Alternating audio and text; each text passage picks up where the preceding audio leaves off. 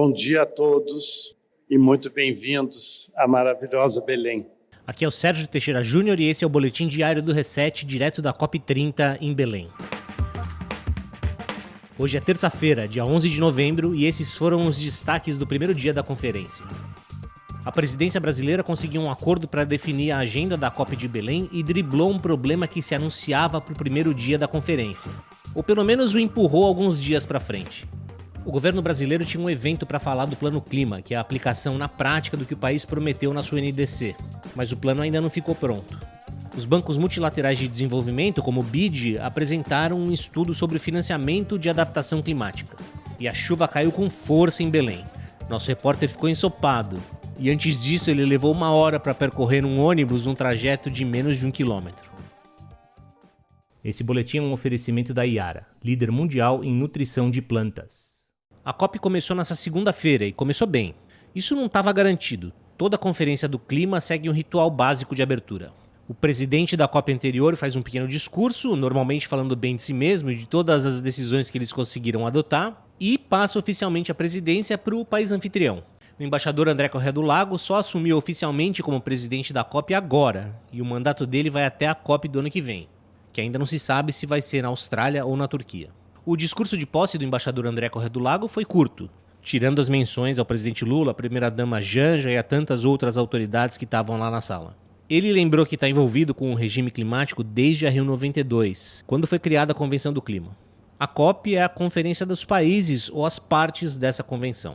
Eu separei 2 trechinhos do discurso do embaixador. No primeiro, ele fala da importância dessa cooperação global para combater a mudança do clima, especialmente no momento em que o mundo está dividido e os Estados Unidos abandonaram o Acordo de Paris. Por mais que eu seja suspeito em falar bem da diplomacia multilateral, eu vou fazê-lo. Lembrar que o Protocolo de Montreal, em 2 décadas e meia, conseguiu eliminar 95% dos gases que provocavam o buraco da camada de ozônio, que agora está se reconstituindo. Lembrar que o Acordo de Paris, há 10 anos atrás, foi no momento em que estava previsto que ultrapassaríamos 4 graus de temperatura. E hoje sabemos que reduzimos bastante, mas também sabemos que temos que trabalhar muito para reduzir mais. Estamos quase lá, mas temos que fazer muito. E é claro, ele falou de implementação, que é a palavra que vai ser mais repetida aqui em Belém. Mas eu não estou contando. No período de mobilização, durante o ano de preparação da COP, nós conseguimos que uma palavra de origem indígena brasileira, mutirão, se tornasse uma palavra em todos os dicionários. E é através do mutirão mesmo que nós vamos poder implementar as decisões desta COP e das anteriores. Esta, portanto, é uma COP de implementação. Eu espero que seja lembrada também como uma COP de adaptação, uma COP que vai avançar na integração do clima, na economia, nas atividades, na criação de emprego e, mais do que tudo, uma COP que vai ouvir e acreditar na ciência. E nesse sentido, presidente, obrigado por ter encontrado a fórmula ideal para definir essa COP, que é a COP da verdade. Muito obrigado a todos. Depois de assumir o cargo, o presidente recém-eleito da COP precisa conduzir o processo da agenda. Não é tão simples quanto parece.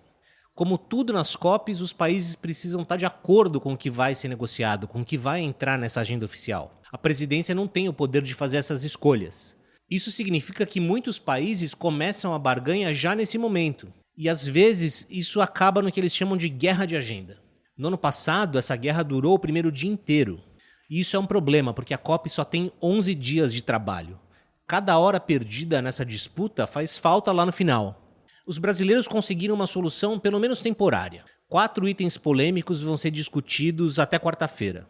Aí eles vão reunir todo mundo de novo para ver se os países chegaram num acordo para que esses itens entrem ou fiquem de fora da agenda oficial da COP30. São temas complicados. Um deles envolve financiamento climático. O outro é uma tentativa de criar um mecanismo para que os países sejam mais ambiciosos nas suas NDCs, que são os planos de descarbonização nacionais. Vamos ter que esperar um pouco mais para saber se a solução encontrada pela presidência brasileira vai evitar uma crise ou se só serviu para empurrar o problema com a barriga. Estou aqui com a Thaís Fôlego, editora assistente do Reset, e ela foi no pavilhão do governo brasileiro na Zona Verde, acompanhar um evento sobre o Plano Clima. Thaís, conta qual era a sua expectativa e o que realmente aconteceu. Não era só minha expectativa, mas muita gente saiu aqui da Zona Azul correndo para a Zona Verde na hora do almoço, esperando que fosse apresentado o Plano Clima consolidado, né? Ele foi colocado em audiência pública em julho até agosto e teve muita crítica do setor produtivo do agro, né? Por conta aí dessa nova contabilização que seria feito, né? Do desmatamento para propriedades rurais. E aí chegamos lá e demos com os burros na água, porque isso não foi apresentado, foi uma apresentação mais técnica, né, ali sobre o fluxo de aprovação, né, do Plano Clima, do SIM, que é esse conselho do governo, que precisa aprovar, né, essa nova proposta, mas o que a gente apurou aqui, né, conversando com algumas pessoas que estão bem próximas ali do governo, é que o impasse ainda continua aí com o setor agrícola, então que tanto o Ministério do Meio Ambiente quanto o Ministério da Agricultura e da Pecuária estão correndo para tentar aprovar aí uma nova proposta para que o Plano Clima de fato seja aprovado e o Brasil consiga apresentá-lo ainda aqui na COP. E você olhou a agenda do Pavilhão do Brasil e teve esse evento de hoje, em que obviamente eles não tinham nada para apresentar, e tem o segundo evento que é no último dia, é isso? Exato, tem ainda no último dia tem um evento sobre o Plano Clima, e aí o que a gente ouviu é que a expectativa é que é isso, agora tem 9 dias úteis para que eles aprovem esse plano, consigam submetê-lo ao SIM, e aí eles apresentem no último dia da conferência. E o SIM é o Conselho Interministerial, né, que lida de questões do clima, assim, mais uma coisa aqui da COP que está sendo uma correria e que provavelmente talvez seja resolvida na última hora. Exato, o pessoal está correndo bastante. O que a gente ouviu aqui é que, inclusive, representantes do Ministério do Meio Ambiente e do MAPA tinham reuniões aqui. Então, eles acham que seria factível chamar essa reunião do Conselho, porque os representantes dos ministérios estão todos aqui também. Ótimo, Thaís, obrigada.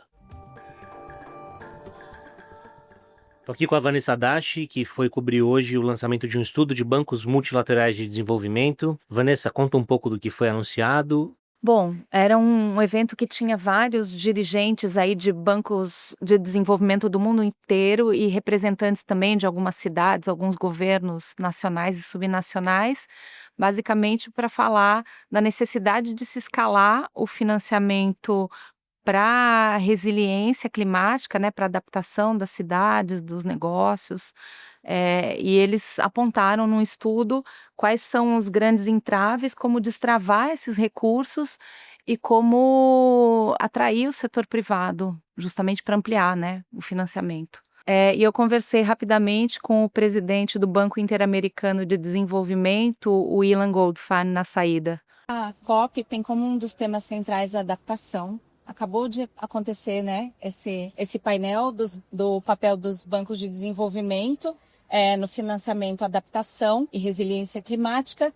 Agora, você mesmo falou que tem essa necessidade de engajar mais o setor privado, né? Adaptação, resiliência não é uma coisa que gera receita. Então, tem uma dificuldade de atrair rapidamente o setor privado. Como fazer isso, Ilan? Bom, tem algumas formas. A primeira delas é a gente tentar, de alguma forma, propiciar as condições para que o setor privado possa entrar. O que significa isso? A regra do jogo, transparência, colocando todos os retornos muito claros, o que existe, o que não é. E, ao mesmo tempo, trabalhar com o setor privado e colocar garantias que permitem que, no começo, quando há mais incerteza, eles possam investir. Mesmo os nossos dívida por resiliência, é uma forma da gente engajar o setor privado, porque os títulos são títulos privados que estão sendo trocados no debt swaps, que são as trocas de dívidas. Você coloca uma garantia nossa e o setor privado consegue continuar investindo, colocando os recursos, o país fica com mais recursos para a resiliência. Então, uma outra forma de entrar. Então, de um lado, as condições habilitantes, do outro lado, usar o dinheiro público de uma forma catalisadora, nos lugares certos, no momento certo. E como sensibilizar o setor privado também, mostrando que você pode não ter um benefício imediato, mas no futuro, se você não tiver investido em resiliência, também vai haver uma perda, né? Quer dizer... Olha, está ficando cada vez mais claro que os desastres naturais são cada vez mais frequentes. A gente tem até um dado de que no ano passado você teve quanto teve na América Latina, quantos casos, entendeu? Então, mesmo o setor privado vê que se você está em Porto Alegre, ou você está agora em Jamaica, não existe produção, não existe retorno se a tua ilha está inundada. Não existe capacidade de continuar trabalhando, gerando renda, gerando lucro, se Rio Grande do Sul está tudo alagado. Então todo mundo consegue perceber que esse bem público afeta também os retornos privados. Então isso aqui está ficando claro e eu acho que se a gente conseguir coordenar, se a gente conseguir inovar e a gente conseguir implementar o que a gente quer, eu acho que a gente chega longe. Tô aqui com o Eduardo Laviano, que é repórter do Reset, e ele foi cobrir um anúncio do BNDES hoje, na hora do almoço.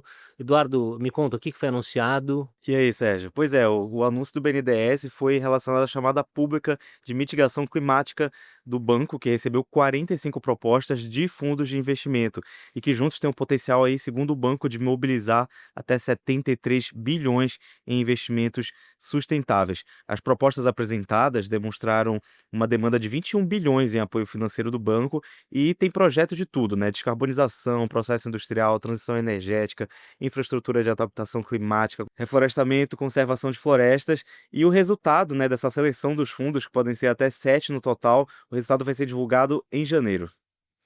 Agora, Eduardo, acho que é uma parte talvez tão interessante quanto esse anúncio, que na verdade não tem, a gente não sabe ainda quais são os fundos, né? Foi só a chamada para inscrição desses fundos, mas eu queria que você me contasse um pouco da epopeia que você viveu para chegar daqui da Zona Azul, onde a gente está, até a Zona Verde, que elas são uma do lado da outra, mas você não conseguia passar diretamente por dentro, né? Você não pôde ir até o final da Zona Azul e passar para a Zona Verde, você teve que sair. Conta um pouco desse périplo que você correu hoje. Gente, tudo deu errado. Tudo que podia dar errado deu, porque por conta do presidente Lula, que estava aqui, os voluntários informaram para as pessoas que estavam caminhando que não seria possível passar a pé, né, andando da Zona Azul até a Zona Verde. Então a gente teve que sair para os pontos de ônibus, que ficam ali já na saída do Parque da Cidade, do complexo que é o Parque da Cidade e o hangar. Pera, explica melhor. Você teve que voltar até a entrada, que é na outra ponta. É. Caminhada de quê? Pelo menos uns 10 minutos. Mais, acho que uns 15. Aí teve que voltar para a entrada, aí teve que sair, ir para os pontos de ônibus. E aí, quando o ônibus finalmente chegou, levou 1 hora para fazer um percurso super curto, porque é tudo dentro da estrutura do Parque da Cidade. Então você tá de um lado do Parque da Cidade quando tá na Blue Zone e o outro lado é a Green Zone. Mas o que acontece é que, por mais que muitas ruas estejam fechadas ao redor do Parque da Cidade, esse ônibus que transporta as pessoas da Green Zone para a Blue Zone, ele volta para o trânsito da cidade. Então não é uma área que está fechada, o trânsito estava caótico, era 12:30, todos os semáforos que eram possíveis estavam vermelhos, então realmente demorou 1 hora para chegar lá de ônibus, sendo que era um percurso super próximo, assim. E aí todo mundo vai se estressando, vai começando a falar com o motorista, fazer pergunta. E aí, enfim, quando foi na volta, demorou uns 40 minutos, foi mais rápido para voltar, mas o ônibus veio muito lotado e foi logo na hora que a chuva começou a cair. E você, ainda por cima, na volta, tomou um banho de chuva. A música Bom Dia Belém fala da chuva das duas, que não pode faltar, e realmente não faltou hoje, porque eu tomei essa chuva, mas ela foi a mais fraca. A chuva forte mesmo foi 4 da tarde, muito forte, ao ponto do pessoal da imprensa aqui, os curiosos, pedirem para a segurança abrir a porta aqui, uma porta que tem no centro de mídia, para poder registrar e filmar. Então a chuva virou uma atração, virou o tormento, mas virou encantamento também, tudo ao mesmo tempo. E você viu uma goteira aqui, não foi? Rompeu uma parte da tenda branca. A Blue Zone nada mais é que uma grande tenda branca de tecido. Tá cobrindo tudo aqui e acabou que uma parte rompeu. E aí botaram os baldes embaixo, o chão encharcou, o carpete também. Mas aparentemente o problema tá resolvido. E vem mais chuva por aí, é Belém do Pará, então o inverno amazônico só começou. Obrigado, Eduardo. Esse boletim diário é uma edição especial do Carbono Zero e é produzido pela equipe do Reset. Acesse o nosso site www.capitalreset.com. Reset é R-E-S-E-T. A Vanessa Haddad é a publisher do Reset. Eu, Sérgio Teixeira Júnior, sou o editor. A Thaís Fôlego é a editora assistente. O Eduardo Laviano e a Clarissa Freiberger são os repórteres. A Ana Paula Alfano é a editora de conteúdos de marca e a Letícia Frazão é líder de marketing e experiência do cliente. A arte é do Rogério Testa e a edição do podcast é do Rafael Lana. A gente se vê de novo amanhã.